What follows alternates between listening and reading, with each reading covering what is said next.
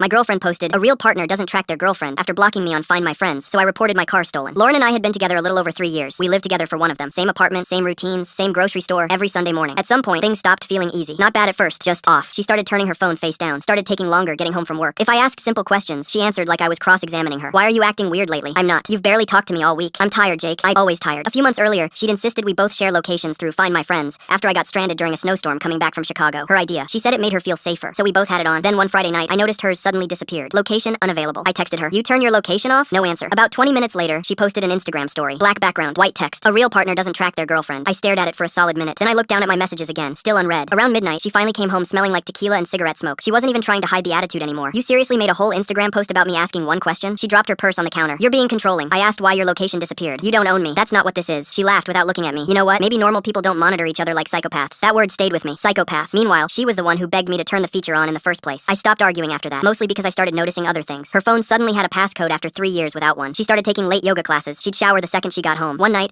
I woke up at 2 a.m. and she was sitting in the living room smiling at her phone in the dark. The weirdest part was how confident she became, like she already knew I wouldn't do anything. Then came the car situation. We shared my car most weekdays because hers had transmission issues. I paid for the insurance, the registration, everything. She used it more than I did. One Tuesday afternoon, she texted me saying she was borrowing it to run errands with Ashley. Around 9 p.m., I checked our apartment parking lot from the window. Car wasn't there. I texted her. No response. 30 minutes later, I checked Instagram. Some guy I vaguely recognized from her office had posted a story at a rooftop bar downtown. There was my car in the valet lane, and there was Lauren in the reflection of the window beside him. I just sat there staring at it. No panic, no yelling, just this quiet feeling in my stomach like everything finally clicked into place. I zoomed in on the photo. Same jacket she told me she lost 2 weeks earlier. I looked at the clock. On dirt p.m. Then I called the police non-emergency line. My vehicle's been stolen. The officer asked for details. I gave them everything. Plate number, make, model, last known location. I also explained that only one person had access to the spare key. About 40 minutes later, my phone exploded. Lauren calling. Again. I finally answered. What the hell did you do? In the background, I heard a man arguing with police. I kept my voice calm. What happened? You reported the car stolen. I thought it was. You knew I had it. You said you were running errands with Ashley. Silence. Then louder voices in the background. Apparently the cops had shown up while they were leaving the bar. Since the car was flagged stolen, they pulled both of them aside in front of the valet stand while half the rooftop patio watched. The guy she was with apparently kept insisting it was some misunderstanding. Lauren sounded hysterical. You embarrassed me. I almost laughed at that. Not because it was funny, because that was somehow the part she cared about most. Not the lying, not disappearing, not using my car to sneak around with another guy. Embarrassment. I'll tell the police you found it, I said. You need to do it now. Sure. I hung up. Then I took a shower, made food, watched half an NBA game, and around midnight, I finally called back and cleared it up. When she got home, she looked wrecked. Mascara smeared, hair tied back sloppy, no attitude left. She walked into the apartment quietly and just stood there. You ruined my life tonight. I looked over from the couch. Did I? You made me look insane. I muted the TV. You blocked me on Find My Friends, lied about where you were, took my car to meet another guy, and I'm the insane one? She opened her mouth. Nothing came out. That was the first time in months she didn't have some instant comeback ready. A week later, she moved out while I was at work. No note. Just empty drawers and missing hangers. A few mutual friends stopped talking to me after whatever version of the story she told them. Didn't really matter. About 2 months later, one of her coworkers came into the bar where my friend worked. Apparently, rooftop guy had a girlfriend too. That situation blew up fast. Funny how that works. The last thing Lauren ever sent me was a Venmo request for half of a towing fee she got charged that night. I declined it. No message. Just declined it and blocked her back.